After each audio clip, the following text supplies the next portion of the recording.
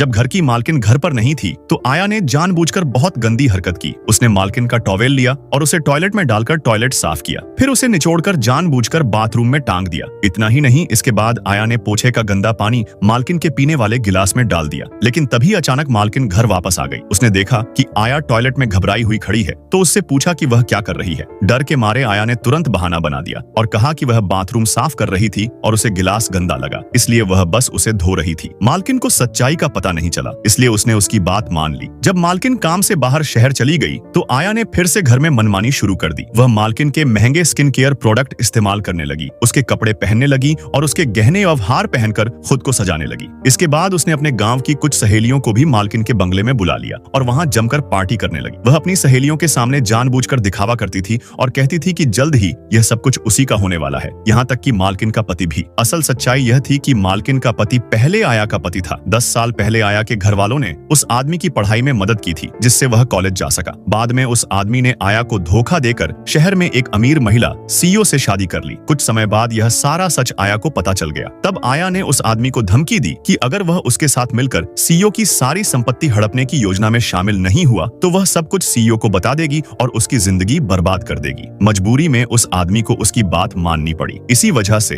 अब आया इतना घमंड और बदतमीजी दिखा रही थी। लेकिन तभी कहानी में बड़ा मोड़ आया। जब आया अपनी सहेलियों को पूरा प्लान बता रही थी, उसी समय सीईओ की बेटी ने यह सब सुन लिया। बच्ची ने चुपचाप अपनी माँ को फोन किया और कहा कि वह तुरंत घर लौट आए। बहुत बड़ी बात है। इसके बाद बच्ची ने आया से कहा कि वह यह सब अपनी माँ को बता देगी। यह सुनते ही आया घबरा गई और उसे लगा कि अब सच्चाई सामने आ जाएगी। उसने अपनी सहेलियों के साथ मिलकर बच्ची को पकड़ लिया और उसे नुकसान पहुंचाने की कोशिश करने लगी। लेकिन तभी अगले ही पल मालकिन समय से पहले घर वापस आ गई।